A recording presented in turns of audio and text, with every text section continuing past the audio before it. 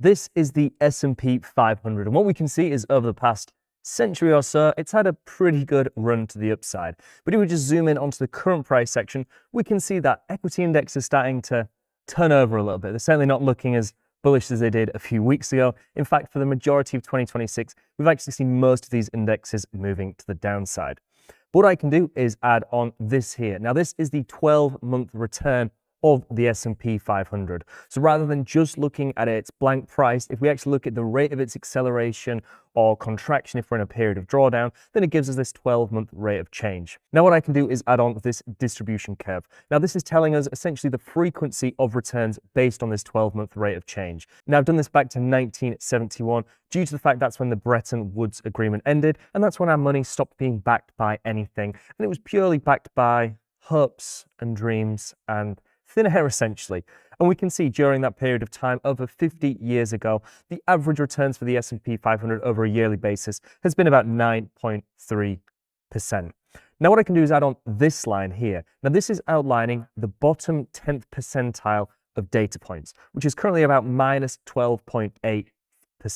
Now what this is telling us is over the past 50 years or so, since August 1971, how many instances there have been of data in the bottom 10th percentile of data points. Now we can see back here in 1974 we had an instance. We just cut into this range in 1978, 82, and then a few more times. Most notably the recent instances being the dot-com bubble crash, the great global financial crisis of 2008 to 2009, and most recently the 2022 pullback. But throughout the entire history of the S&P 500, well, going back at least 55 years or so since the Bretton Woods Agreement ended and we entered our phase of monetary irrationality, we'll call it, there's only been 7 instances of the S&P dropping into this lower 10th percentile. But what we can do is almost map out at what point we would see the S&P drop back into this lower range. Currently, there's a lot of geopolitical uncertainty, there's some conflicts going on. It seems a little bit all over the place, and probably rightfully so. A lot of investors are a little bit spooked, a little bit worried about where markets could go. So what I did is I modeled for Bitcoin, well, for the S&P, sorry, to reach this lower 10th percentile, how bad would the downside move have to be? Now we can see this red box here, because obviously we don't know the rate of decline that we'd see. It could take a few weeks, it might take the majority of a year. But in this region, this is the median expected drawdown and time taken to reach that based on historical instances of pullbacks in the S&P 500. Now this is pointing towards a price of somewhere between $5,600 and $5,150, somewhere between April and September of this year. Now, is this possible? I'm not sure. This isn't what we're planning on focusing on this video. What we're going to be looking at is how this is actually going to influence Bitcoin. We'll talk about the S&P. How does this matter at all to the Bitcoin price action? Well, Bitcoin's very, very correlated to these equity indexes. If we look at how the S&P 500 moves and how Bitcoin moves, they're very much in parallel, in unison. As one's going up, the other's typically going up. Now, recently we've seen a little bit of a divergence from this. Are we going to see a true decoupling? Well, I think that might be a little optimistic. I'd love to see Bitcoin continue rallying and outperforming and just holding ground as equity indexes and commodities just continue to make lower lows and lower highs. But that can't be our base case because we haven't seen any sustained period of that happening throughout history. But what we can do, rather than just focusing on the correlation as one's moving up and the other's moving down, we can already see that they're very strongly correlated. We can instead look at how much one moves as the other is moving. So rather than just looking at correlation, if we take into account volatility as well. Bitcoin is a considerably smaller asset, just a few $1 trillion, compared to the equity markets, which is tens and tens of trillions of dollars. And this is called beta. Now, very quickly put, beta is a measure of the volatility of a security compared to the market as a whole, usually the S&P 500.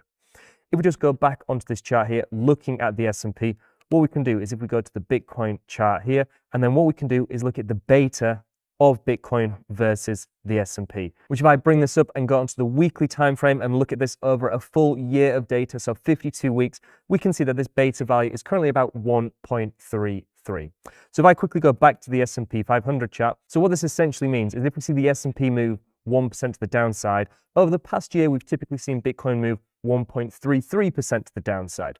So what I can do is if I measure the rate of decline we'd need to see in the S&P from where we currently are into this expected bottoming range. That'd give us about 11.5%, or at the lower end of the spectrum here, about 19% to the downside. Now, if I just add on the MA ribbon here, we can also see that the S&P reaching this territory would also coincide with reaching this 200 weekly moving average. So I do think that there'd be a lot of support there. And if we continue to see conflict and uncertainties and bad monetary policy, then who knows? I think this is a very sensible level to be watching.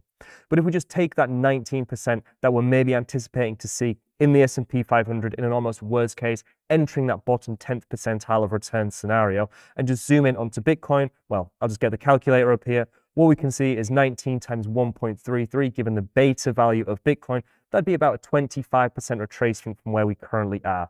Now, if I just grab Bitcoin's current price action and look down 25% from there, we can see that lines up almost perfectly with $50,000.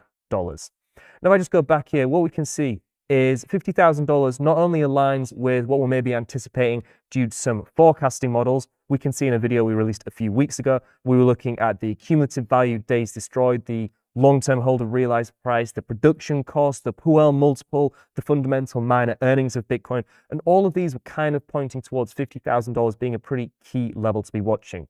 As well as that, as part of some site subscriber analysis we did recently, we looked rather than just at the percentage drawdowns of the underlying price of Bitcoin, look at the percentage drawdown of the realized price, the average accumulation or cost basis of all market participants. Now, what we can see currently, we've only seen around a 3.67% retracement in this realized price, which is considerably less than what we've seen historically. If we look at the previous instances of realized price drawdown, usually this is averaging around 18%, sorry, especially over the last 3 cycles where it's been fairly consistent. Now, one thing we need to consider is because we didn't get a big exponential blow-off move, you can see in the previous cycles, we had these big, massive rallies in the realized price to the upside. And typically when we see something rally very hard, it usually falls a lot harder as well. But because we didn't see this big blow-off top, we're maybe not anticipating quite as stark a retracement. So again, as part of the site subscriber weekly analysis pieces, we almost did some modeling and forecasting based on the logarithmic returns of the realized price and kind of scaled previous bear cycles and bull cycles onto our current market. Now, these were all aligning with somewhere between $42,000 in a worst case scenario to $50,000 in a more realistic circumstance, which again is giving a little bit more confluence, not just the S&P 500 potentially causing a little bit more of a starker retracement, a deeper retracement to that $50,000 level, but as well as that, the on-chain valuation models, the realized price forecasting tools, which we can see here. And if we were to see this in the Bitcoin price action from the all-time high, that would result in about a 60.39% retracement. So again, a pretty psychological level, aligning with some technical points to be watching on the chart as well. But one thing we need to consider, if we are to see a much starker retracement, a much deeper retracement in equity indexes, resulting in a much deeper retracement to Bitcoin, then of course, lower prices towards that $50,000 level are probably likely.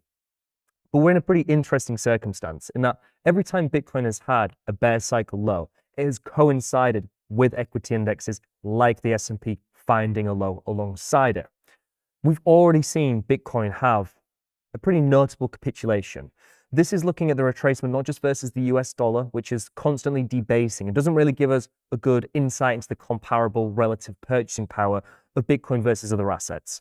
Now, I know we like to compare Bitcoin to gold, being the digital gold as the main driving narrative, but ultimately silver is probably a little bit more comparable for the time being, given the fact silver is quite a high beta play of gold, and silver is a much more comparable market cap, somewhere between $3 to $5 trillion compared to gold's $30+ trillion market cap. So if we look at Bitcoin priced in silver, this has already been the 3rd worst bear market in Bitcoin history, with about a 79.47% retracement in terms of silver purchasing power, right in line with where we'd expect Bitcoin to be bottoming out. We're also seeing bear market low territory in terms of Bitcoin cycle capital flows. So we're not seeing capital come in. We've already seen a huge capitulation event. At some point, the supply and demand economics of Bitcoin as an asset in isolation become a little bit more favorable than these other market classes, which people are maybe a little bit more skeptical and a little bit more bearish on over the long term. But one thing we need to acknowledge as well is if we look at the S&P 500, and rather than just looking at the 12-month rate of change. If instead we look at the traditional business cycle, which I've seen something being brought up quite a lot recently, how does the S&P 500 move in relation to something like the US Purchasing Managers Index? So what I'll do is add this onto the chart and go back onto the monthly time frame, because we only get this data once a month. And what we can see, the US PMI, the US Purchasing Managers Index, which is this red line here, has an almost one-to-one correlation with the S&P 500's 12-month rate of change. And if I just go back onto Bitcoin Magazine Pro here, we can see that the manufacturing PMI and the Bitcoin cycles are again incredibly strongly correlated. But we only have a very short data set here, so I think it's much more prominent, much more useful to look at the correlation between the US PMI and the S&P 500's year-on-year returns. And again, we can see they're almost one-to-one correlated. So even though we're seeing some fundamental bearishness, some worried investors, which makes sense given the uncertainties that we're seeing, the actual underlying strength of the US economy actually looks to be rising to some extent. We've already seen fairly notable Bitcoin capitulation. Sentiment has dropped off to levels comparable with bear cycle lows, and the on-chain data is backing that up. And if we look at the previous video that I released, if rather than just trying to catch the bottom of the Bitcoin bear market, you were just accumulating in the bottom ranges and scaling out at the top ranges, in the previous cycle, you'd have had 71 opportunities to scale in within 3 variances of the bear market low. 71 opportunities. Now, if you'd have bought in any of those circumstances and scaled in and sold at the upper boundary of the subsequent bull market, you'd have had 84% of the returns compared to going all in at the exact Bitcoin price bottom. Going all in is incredibly difficult. It's very, very unlikely you're going to be able to go all in at the penny bottom of the Bitcoin bear market low. So is $50,000 on the card? Yes, certainly is. Bitcoin's in a very interesting time, one that we haven't really been in before, where there genuinely is the risk of a more widespread global recession and more deeper, sustained retracements across the board. But Bitcoin itself has already experienced a fairly notable correction. We've already seen a notable capitulation event, and ignoring the fundamentals, ignoring the news, if we actually look to some of the more behind the scenes data points supporting the economy and the data points influencing markets that trickle down into more speculative, volatile, risk on assets like Bitcoin, it's looking like there's still very favorable risk to reward at these levels. So I'm definitely still dollar cost averaging in at these prices, because it feels like we're at a point in time where we've had multiple months of ranging and contraction, range bound in this $70,000 to $60,000 area. If we get a positive bit of news coming out and we start to see equity indexes rallying, oil prices dropping, commodities booming, Bitcoin is going to follow them. So to me, it's not worth the risk waiting until $50,000 to go all in. At that point, I'm definitely going to be scaling in even more aggressively. But I think the data, even where we are now, backs up scaling in at these prices is a pretty wise decision. That's certainly what I'm doing. So just to summarize, equity indexes such as the S&P 500 are looking pretty bearish at the minute. Not going to lie, as they're making lower lows and lower highs, and even assets like gold and silver are just falling off a cliff. I can understand why investors are getting quite worried, especially considering Bitcoin is very highly correlated to these more risk-on markets and even more volatile. And if we do see these global conflicts and geopolitical uncertainties persisting, then deeper retracements across the board seem almost a certainty. It is promising to see Bitcoin showing some relative strength for the time being, but I think the longer we kind of remain stagnant while everything else across the board is dropping, even though it's somewhat promising, I don't have a 100% confidence that Bitcoin is going to go fully against the grain and start rallying in spite of everything else happening. It hasn't happened before, and while I'd love it to happen, this is more wishful thinking and hoping rather than relying on genuine data. Although relying on genuine data, we can look to something like the US Purchasing Managers Index, which is actually rising, indicating more economic bullishness and positivity in the US, which historically we can see has a very strong correlation. So I think the fundamentals are currently overtaking the technical and the data that's actually pushing up these markets. I think people are looking at the sentiment and getting psychologically worried, which, as I've said, makes sense. Wars aren't great really for businesses and economies, especially when we look at equity indexes, but All being said, if we do see the S&P continue to fall to the downside and experience a bottom 10th percentile downwards move, then that'd probably take us, based on the medium amount of time it takes to really experience these drawdowns, looking at that year-on-year rate of change, to around the $5,100 to $5,600 region. And given the BTC beta of about 1.33, this could see the Bitcoin price drop to around $50,000, which aligns with the PUA multiple, the production cost, the cumulative value days destroyed, the long-term holder realized price. It put us beneath the 200 weekly moving average. All of these boxes of immediate accumulation would be ticked. But the fact that we've already seen notable capitulation, the fact that we're already seeing signs that the market is exhausted to the downside. I don't want to buy into the meme that the sellers are exhausted, but really, anytime we've been in these circumstances in the past, it's as Bitcoin has been bottoming. So maybe this time is different, who knows? But all I'm saying is, based on the data as well, looking into strategic dollar cost averaging, the risk to reward at these levels is still very asymmetric. And I'm still scaling into the market at these prices.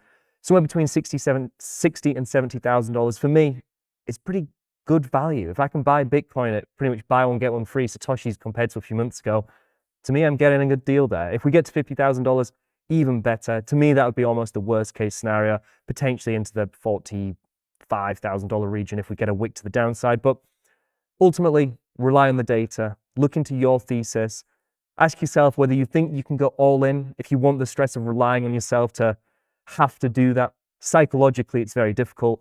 Or if strategically dollar cost averaging in at these levels, as things are starting to look a little bit more optimistic in terms of accumulation opportunities for Bitcoin, then do so. But I hope you all very much enjoyed this video. If you do want to consider becoming a subscriber to get access to those industry reports, TradingView scripts, indicator alerts, API access, and a whole lot more, all for a fraction of the standard industry price, then of course check out the links in the description. And as always, let me know your thoughts below in the comments and on social media. I look forward to reading and replying to them.